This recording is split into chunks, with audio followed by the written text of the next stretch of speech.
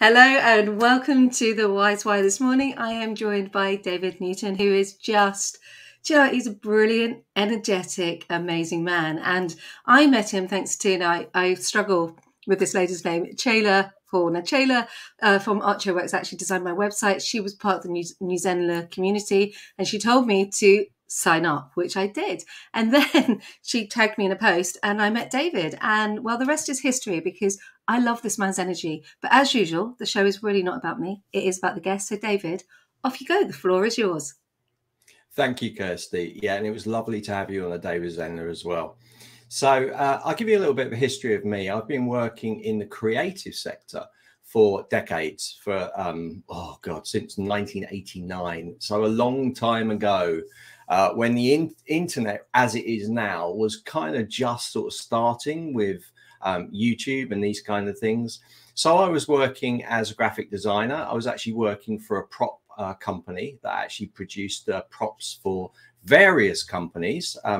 MOD for one. We were doing full-size missiles that the crew were using to disarm and these kind of things. This was how in depth it was. And the company actually started, it was a company called Space Models, and they actually started with creating all the props for Space 1999, Captain Scarlet, Thunderbirds, and that's how they got into it. And then they got into the prop side of it for industry, so B2B. So I was there for 10 years. And for me, it was a melting pot of learning. So I went into this as a graphic designer where I was producing all the stencils and artwork for some of the major airlines like Qantas, British Airways. I was climbing all over the top of Concorde and 747s, laying all stencils in place and helping with the design. Worked with Saatchi and Saatchi that come up with the new brand identity for all of the British Airways airlines. So I was actually taking their flat designs that the artists from around the world were creating, and I was actually warping them to fit onto the tail of various types of aircraft, including 777s, 747s, obviously Concorde. So I was doing all of that, and we were doing that for 10 years. And I was also doing the prop making, and I was also spraying with the models and learning about pattern making. That's creating patterns or wooden patterns, so carpentry work. And then that was fiberglassed into actually physical models. So I was there for 10 years. I learned all I could learn, really. And then I decided to take a hiatus to Australia for a year. So I traveled around. And then I came back and I was like, well, what should I do? I mean, if I skip back to at the beginning, like, I didn't go straight into the creative industry. I was always creative at school, and I wanted to do that. But it's when you're young, you don't really know what you want to do. Where do you want to go down? I knew it was art related. And at one point I was like, I don't know what I'm going to do. I'm going to join the army. And then I had an interview at Teddington Studios. And the guy said there, you should really go to college and learn more about art and design. So it's exactly what I did. So I did that, got a job straight out of that into Space Models. It was actually just a placement. And I said, I was the only one in the class that said, hold on, I only want to do a placement if there's a chance of a job at the end of it. All of the students at the time were going off to these placements, coming back and carrying on with their courses, where I waited. They didn't give me a placement. And then very at last moment, they said, well, there's a job chance at the end of this thing with Space Models. So I said, all right, I'll do it then. And why did I do that? I did that because as far as I was concerned, I don't want to just go off. I'm learning things all the time anyway. I don't want to go off and work for someone for free and then not have a job chance at the end of it. I was doing lots of creative things anyway. So I got the job, worked there for 10 years, went off to Australia, come back, and then I was like, right, what do I do now? So I worked for various companies, contracted, and early 2000, I then started setting up my own businesses. And I also, at that time, I had been learning from books. So it was all about learning from books. I'm sure you know about this as well, Kirsty. It was like that. The internet wasn't like it was now where you can just Google something. So I'd learn all these things from books, read hundreds of books, learning different things like website design, like branding, all these kind of things.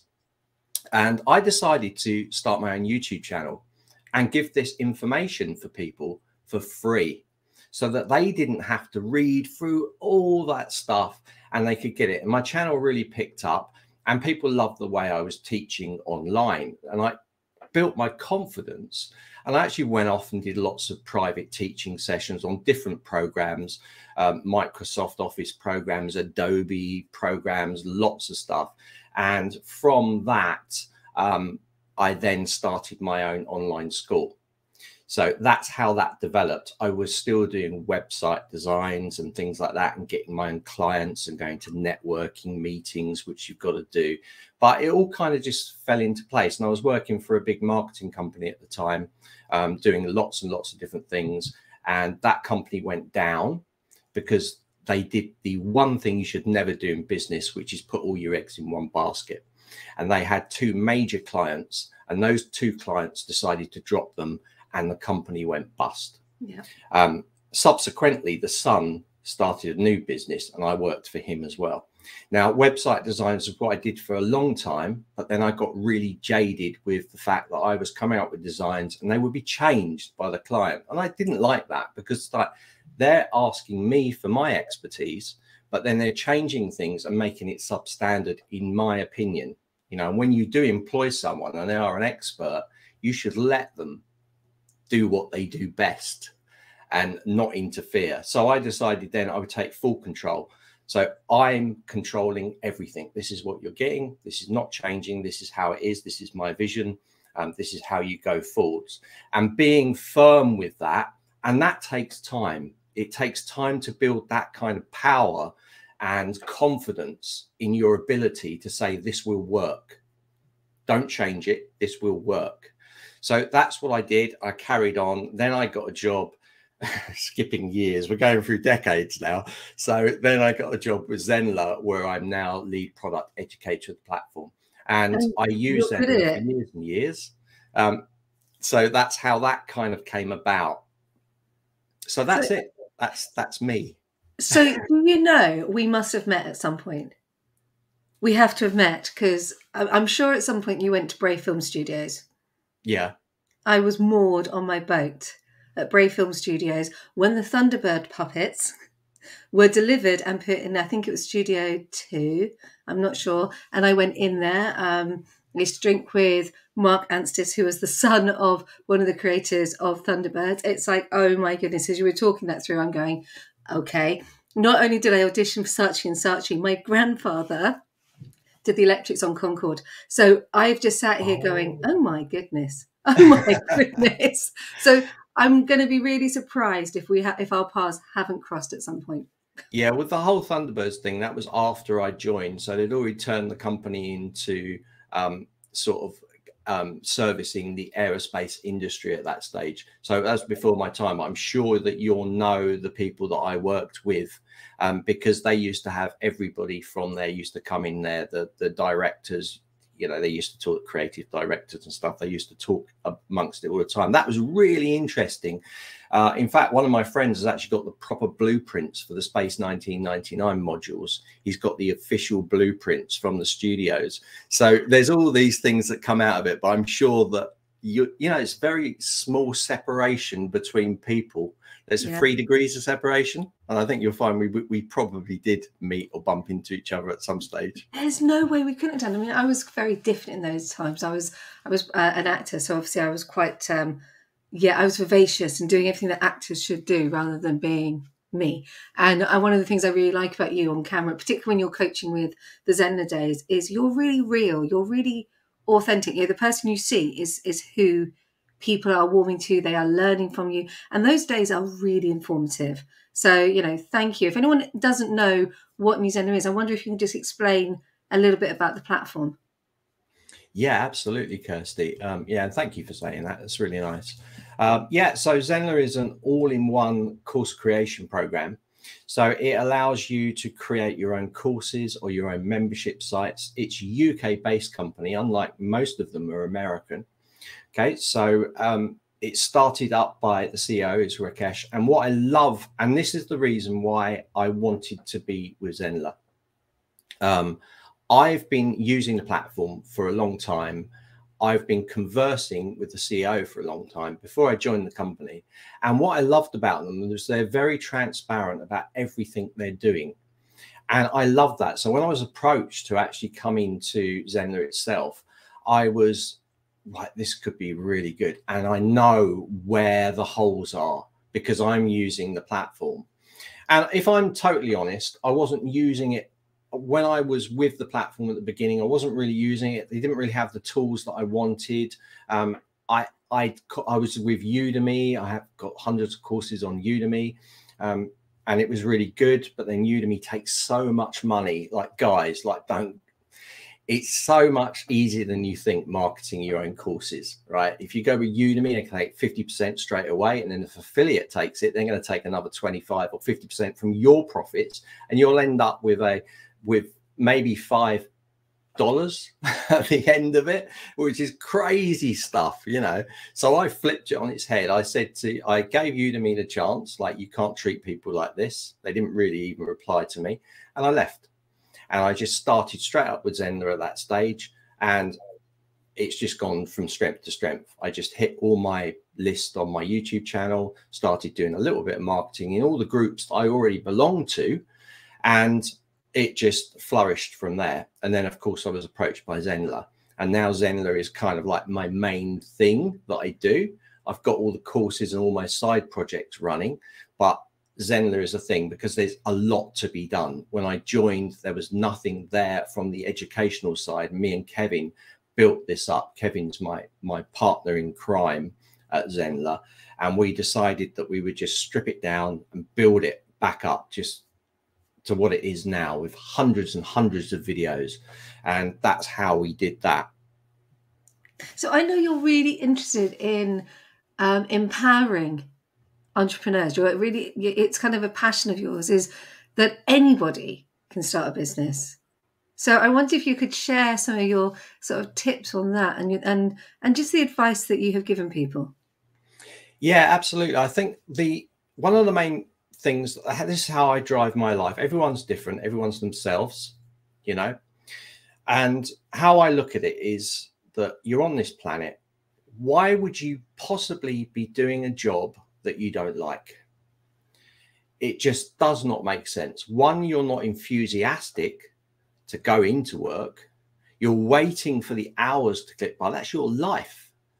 So do something that you're passionate about, and then you will get that fulfillment. And it's not I don't look at it that it's money. I just think that comes to you with time.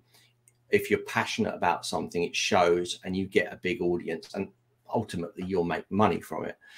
So it's not about money for me. It's about enjoyment of life. I left London 7 years ago, and I moved to St Ives in Cornwall by the coast because I wanted a lifestyle change, and I wanted to do it. I made a very, very strong statement to myself that from that point on, I was only going to do things I love to do.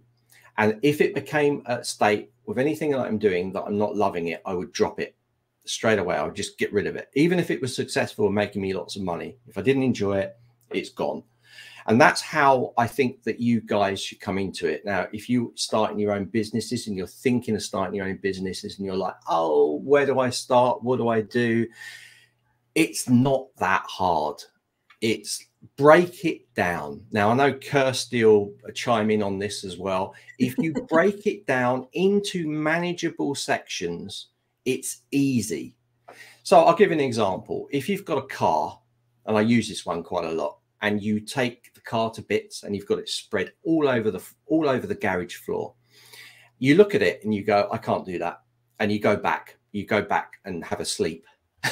But if you look at it and you go, actually, what I'm going to do is I'm going to take the wheel section, I'm going to put that together. So I'll do one, then I can do the other three.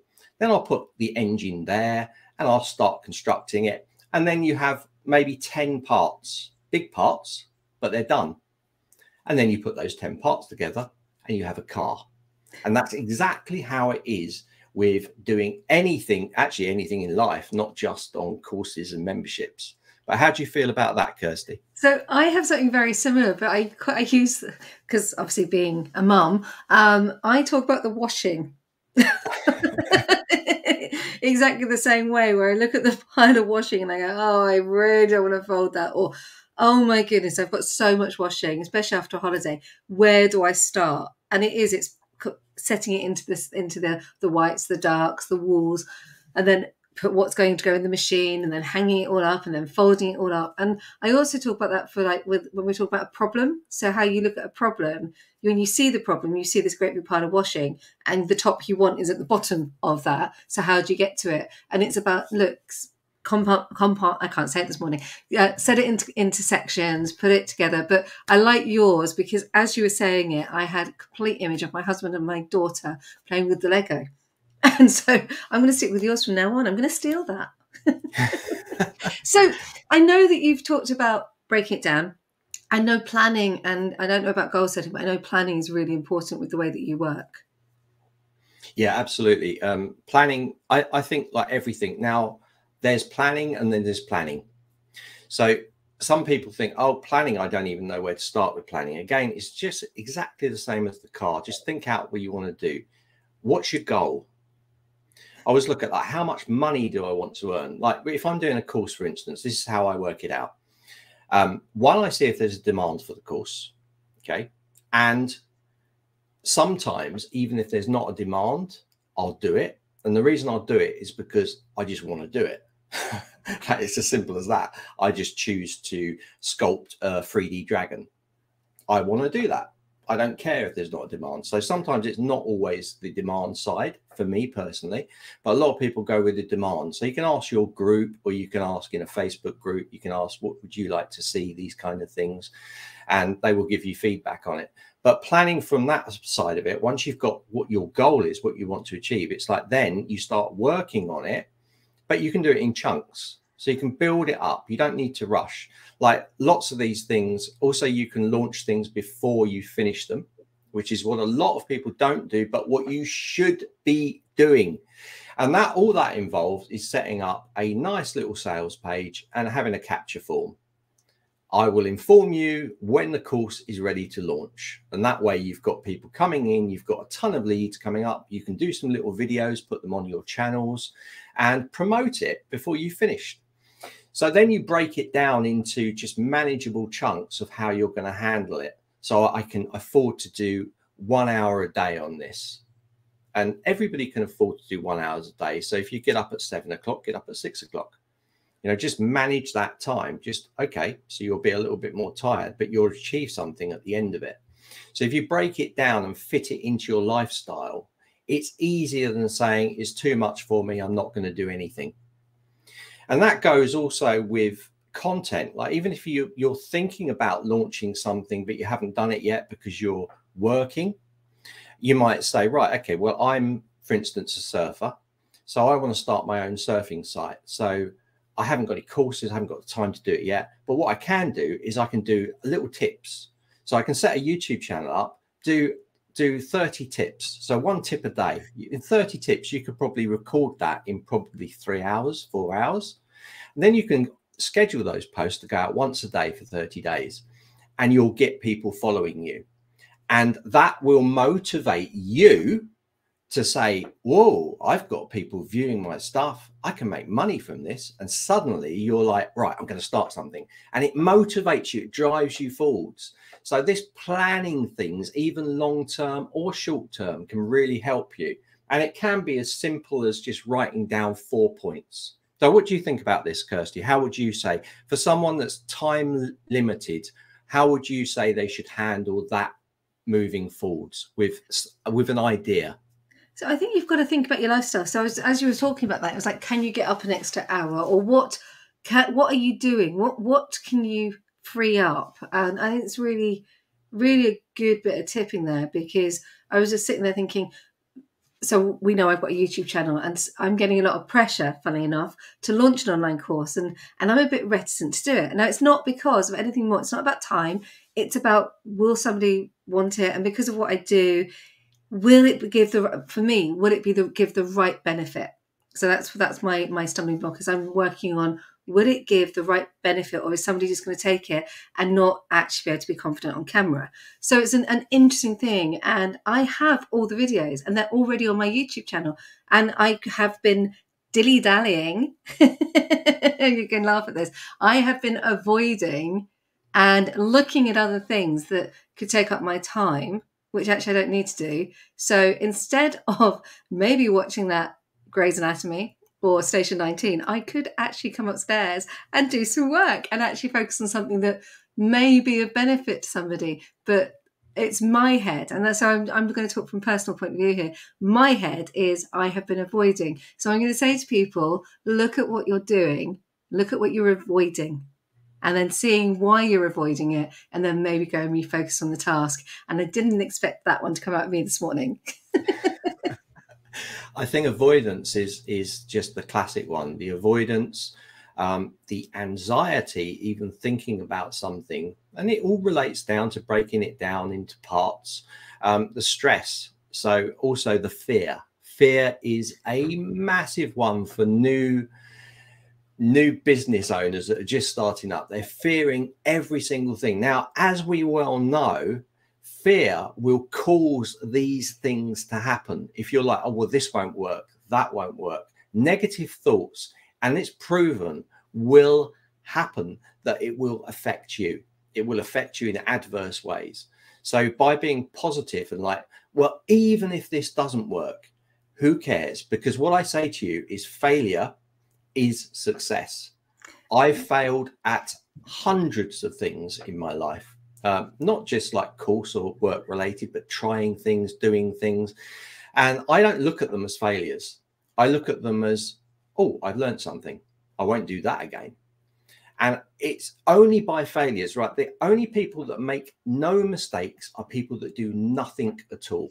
I was told that years ago, and I've seen it in companies I work with where there has been people that don't do anything and make no mistakes, but pick people up that do make mistakes.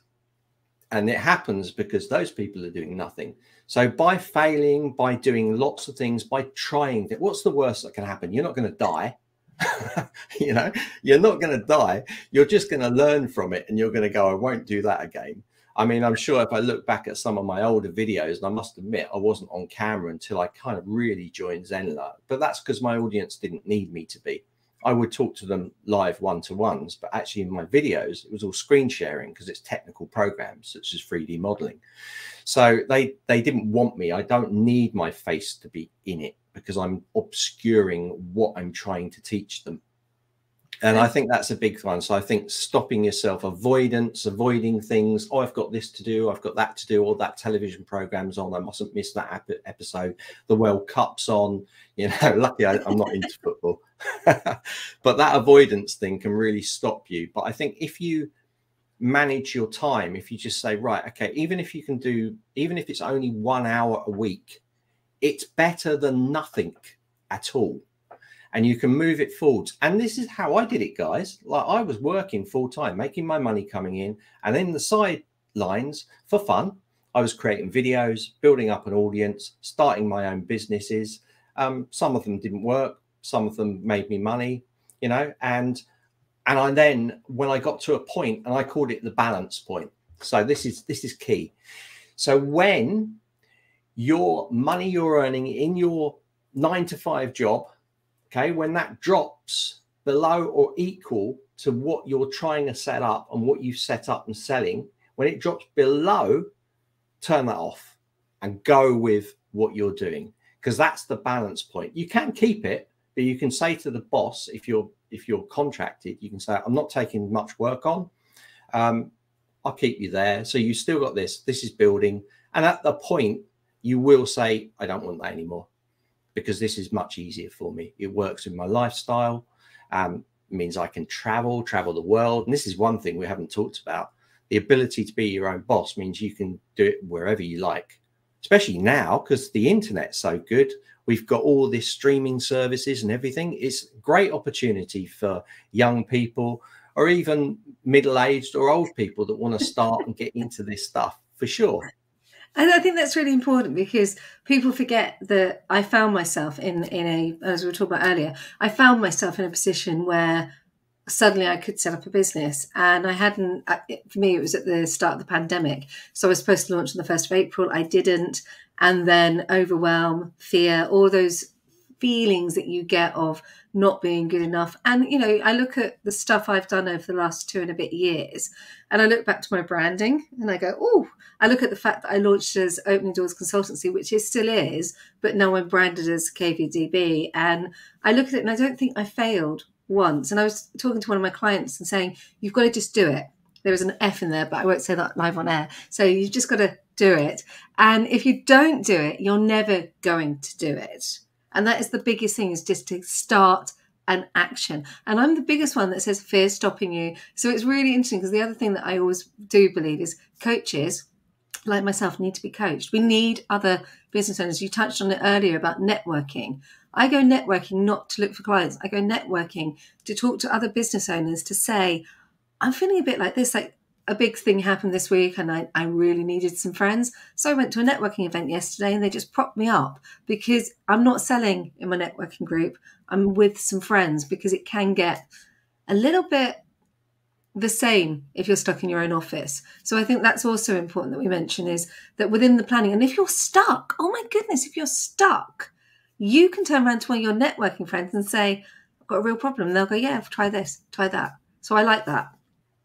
Yeah, I think that's very sort of, that's reminiscent of our Facebook group on Zenler.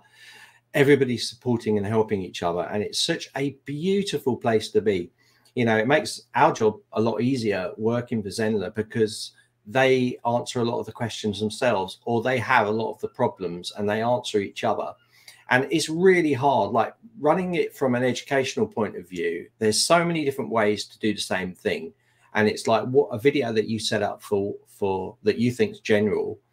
Some people will say, oh, it needs that way, or we do it this way, or we do it that way. But because there's so many billions of different ways to do things, you can never do an educational site that's going to cover every single scenario.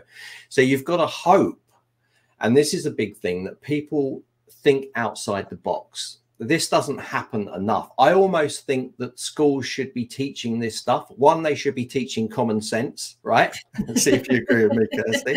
And the other one is out of the box thinking, which is its own art form, as well as improvisation. These kind of things that, you know, actors, that's why actors are so good at doing courses and things, because they can be really good on camera and they can do these things. But it's really funny to hear Kirsty saying there that you actually have this fear and these things.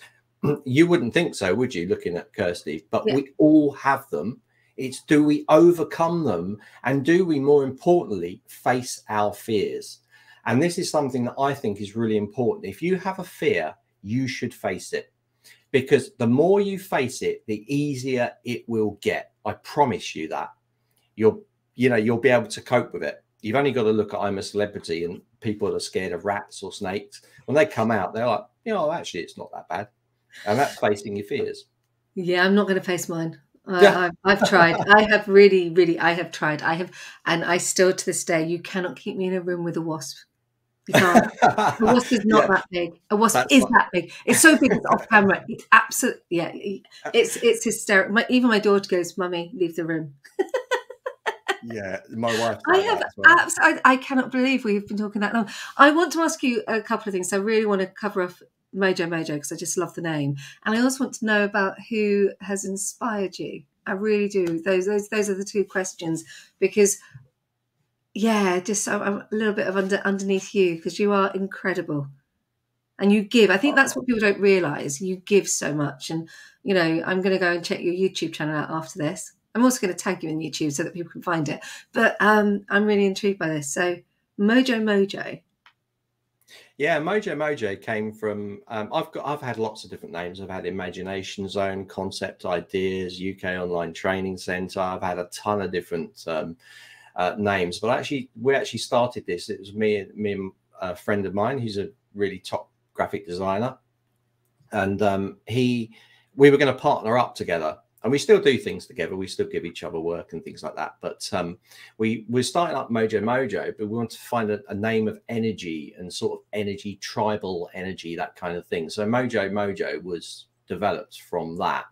And I took it over because we were first starting doing, and this is where I say to you, I do tons of different things. I've only touched the tip of the iceberg with some of the stuff that I'm working on.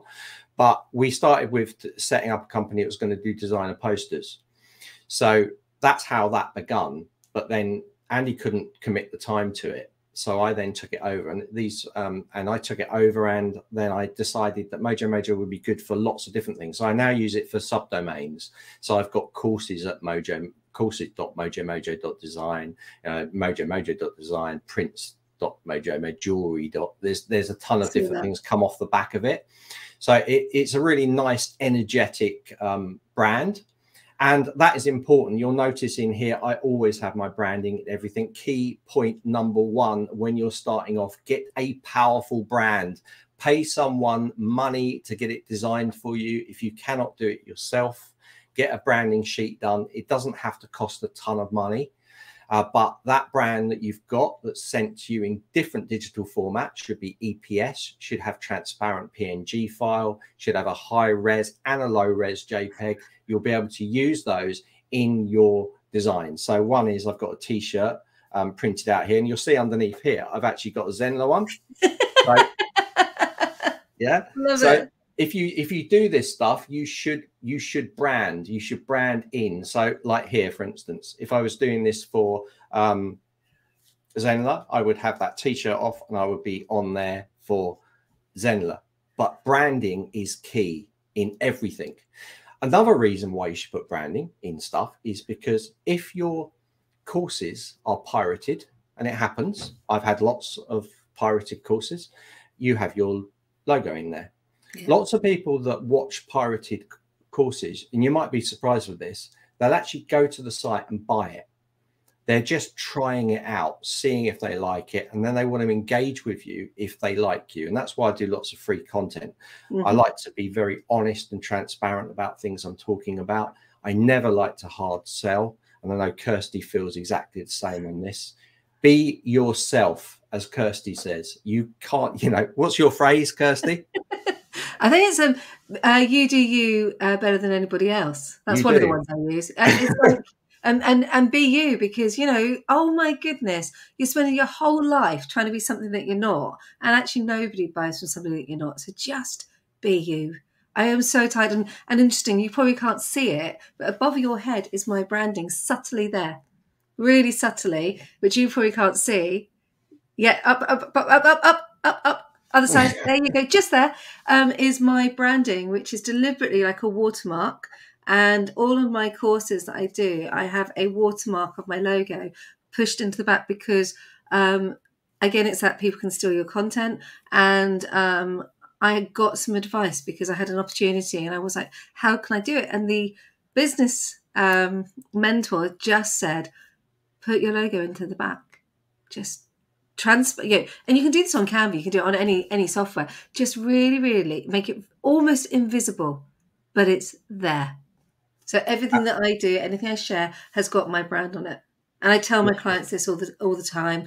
I'm working with a couple at the moment, and it's like I've actually developed a brand deck for them, which I now give them, that they have to brand themselves, because they don't realise it's not just about your colours, it's not just about your font. It's your photos. It's the whole thing. And people they think your brand is your colour, and it really bugs me. Well, it is a really important aspect. Again, I could talk about branding for hours, literally hours. But the three things I would say to you, I think it's three, it might be more. One is make sure that you're sticking to your brand colours. Make sure you've got your branding in all media that you create. Make sure you stick to the same font type. And if you're not experienced, use one font type, just use styles within that font type. Yeah. They are my three massive tips for you from a designer's point of view.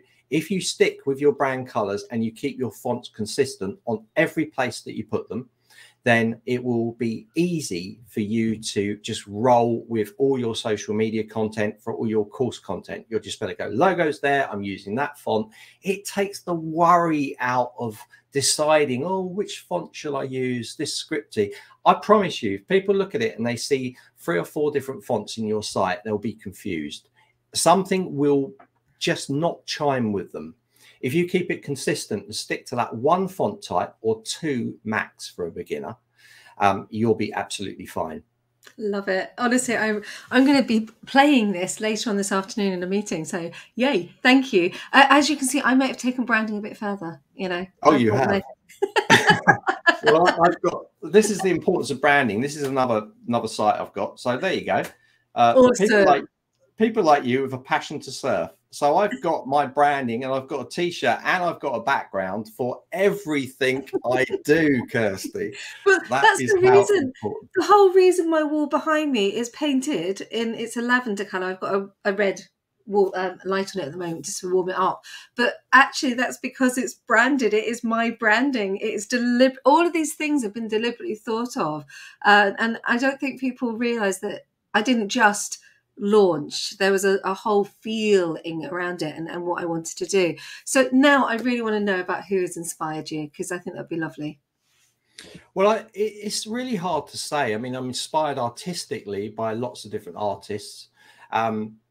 So it's hard to say. I've just been picking things up as I go through life. People, even like you, Kirsty, you know, inspire me on some of the things that you're doing. I kind of look at them and go, oh, I can use that. I think people, rather than just say, oh, there's one type, because there's so many, I think it's people in general. I'm inspired every day by different people, and that's how I've done it. Purposely, when I was younger, I didn't want to get locked in. What happens with artists is they get locked into learning methodology on how to do things, what artists are good and reasons why they're good. Now you're being dictated to. You're almost not given a choice of your own. You're kind of educated in that way. It's very formal. I kind of was trying to break that by not, when I come up with a design, I try not to get inspired too much by other things that go. I'm not saying that's wrong, because a lot of people get inspired by other artists and those sort of things, but I try to create my own completely original design. And afterwards, I'll look around and see, or I'll ask opinion from people. But people that have inspired me, there's just so many different people. I can't say it. I watch films. Some actors inspire me for sure. I think what it is, Kirsty, is like paying attention to what's happening around you, living in the moment, being mindful of the moment. And if you've taken that opinion, I think I automatically did it as a child. All the way through my life, I've always been very observant with things. And I was very shy when I was younger, really, really, really shy. But I got rid of that by facing my fears and coming on camera and doing these things, and also being built up by people. So I'd say my inspiration is humanity. I know it's a big one. No. I really am. So I'm inspired by kindness, and it's just, I think I don't care about money. I need enough money to live, but I don't need money. But kindness and happiness, and yeah, just kindness generally. So this is where you get to turn the tables. I have thoroughly enjoyed this conversation, and you get to throw a question at me, because I've been throwing quite a lot at you, although we have actually done that tennis ball really nicely this morning. We have had a comment which is doubled up. I noticed the t-shirt layers earlier, so someone had spotted your t-shirt layers earlier. And honestly, I am sitting here, one of the colors I use, because my font, I use a grey font, so I use grey. I have pink, but that's from my old brand, but I still love it as a pop colour for when I'm doing the Wise Why. So it's just interesting what we do within our business. So yeah, I'm loving that. Yeah, you get to throw a question at me. Okay, Kirsty. So I want to say to you, and I want to say to everybody as well, and I want to find out, how important is it to actually have fun on camera to you? Do you feel? I think it's really, really important. If you're not having fun on camera, the camera will see it. So the camera sees everything, every emotion that you are feeling, the camera will pick up on. And this is what it's not about how you're smiling. It's not about how you're looking. The camera lights your eyes. And if you're not having fun, the camera will see that. If you are inwardly having a really bad day, or you don't want to go on camera, or whatever it is that's stopping you, your mindset isn't there, the camera will pick up on it. Now, when we talk about fun on camera, it doesn't mean I'm telling you to go out and do a dancing reel. I'm really not. I'm asking you to love the camera, because if you love the camera will love you back. So having fun when you're talking to the camera is like, I'm not, and I have said this before, I'm not looking at you, you're in my peripheral vision. I'm talking to the camera because the camera's my friend, and I would have a cup of coffee. I'd probably look a bit strange if I did take my camera down to a coffee shop and set it all up and had a cup of coffee, but that is what it's about. You wouldn't go and have a cup of coffee with somebody that you didn't want to have a chat with. So it's the most essential ingredient when it comes to going on camera. Even actors who are having playing a baddie are having fun. And I know, because I've played a couple of baddies, and you are playing, you are interacting with the camera as you would a friend. So fun is the most essential element. I love it. So as I said, I don't look at you until the peripheral vision. Yeah. This is what it's all about. If you're not, I did a reel about a week ago, and I've now done a proper video on it, and I was using a 360 device. Now I've had a recent back problem, so I can't go crazy and dance, but I could walk around and have some fun. And I do think you have to stay within your brand. I think that's really important. If you're using a video for your business, then you do need to stick in within the brand. But when I got this done, I turned around to the hairdressers yesterday and went, don't miss an opportunity. Take a picture. I'm going live tomorrow. Go and show the world on Instagram that you did my hair. And they were like, but why? I went, because it's fun on camera. Yeah, I think that's it. I think humor is, and it's quite funny sometimes because, you know, everyone's got different humor. So some people, like sometimes I'll say humorous jokes and the people just won't get it. They won't get it, which in itself just makes me laugh so much. And that's why I love people, because you never know what you're going to get, you know.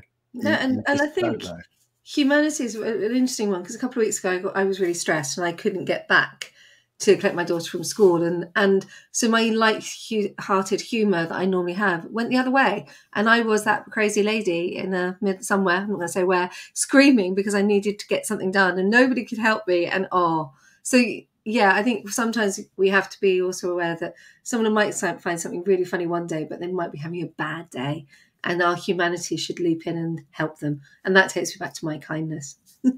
Oh yeah, absolutely. Caring and those things. One last thing I want to say is to younger people, when you're, this is really important, I think, but it's like, if you're a younger person and you're going for a job interview or those sort of things, please try to look at it that when you apply for a job or you're going to an interview, make sure that the power is in your hands. So when I say this, when you walk into a job interview, straight away the bosses, and they almost don't even think that they're doing this, but they will have the power, because they'll think, oh, I'm giving you a job. But what you should do is look at it like, do I want this job? And question those bosses. It is so liberating, guys. Just to apply for a job that you don't even want, just to try this out, because it's really good fun. You can have some real important. I'm really pleased you said that. It's so important, because you are giving your skill set to the company. Yes, you will get learnings from them. Yeah, absolutely. All these wonderful things will come from you doing that role, whatever the role is. But actually, you are the most essential person. You are the person they're employing, and you, as in you, have all the skills that they want. Otherwise, you wouldn't even be in that room. So thank you very, very, very much from the bottom of my heart for sharing that, because the amount of people I coach who are going for a job interview and they go, oh, but I've got to impress. And I'm like, no, they've actually got to impress you. And the other thing I always say is, if you're asked a question that you don't know the answer to, tell them, that's a really interesting question. I really like that. What's your thoughts on the subject? Because if they're doing that trick question, which they do to trip you up, throw it back at them. I'll tell you what, they soon go, oh, I hadn't thought about that. And that puts you again into the power, because it's your choice to take a job or not. So I'm really, really pleased you shared that. Thank you. I think that was a really important one. Guys, just to let you know, like, how I prepare for these kind of things is just a little sheet. That's it. Just a little sheet of paper, some bullet points written down. Key things that I need to get out there. And this is what I try and do. I try and get information out there, especially to younger people that are going for interviews and these sort of things. Because again, I went through this and I'd be like really kind of like, oh, really nervous, sweating. Oh, you know, it's horrible, horrible. And then I completely changed my mindset on it. Like, do I want this job? And I have applied for jobs that I've got no intention of that I wanted, just to test out this. I was using it as a testing ground. I won't tell you the companies that I did that with, but it was quite liberating to take that power back and say, what can you offer me? Awesome. You know, how much money am I earning? I want more than that. Just come in and say it. Just demand what you want. Now, don't get arrogant about it, but definitely take that power back yourself. Going even with that mindset, even if you don't employ any of the stuff that we're saying now, but just have that mindset will make you more confident and less nervous going into these things. I've gone to the degree where I've actually done website. I've done my whole CV online as a website in the company I'm going for as branding. I've turned it into their site. It really confuses people. I've also written out 30-page documents on how I think things could be changed within what they're doing, and also what I expect. I've handed that. And at one time I went in, there was 5 people sitting around the table. That could be very, you know, nerve-wracking for a lot of people. And I had my sheets. I had 10 copies, so I thought just in case, and I handed them. Before I sat down, before the interview, I put them in front of them and sat down, and they were just looking. They were like looking through, and it made me laugh. Yeah, so doing things like that can really take you above, and I think that's it. Being seen above the crowd, doing something a little bit different to what other people are doing, be impactful. Looking at inspiration is good. But look at the inspiration that you're getting and just try and make it 10 or 20% better. If you do that, you'll be successful in everything you do. That's how I end it. On that note, we're gonna close. But thank you so much for your time this morning. This has been an absolute brilliant episode.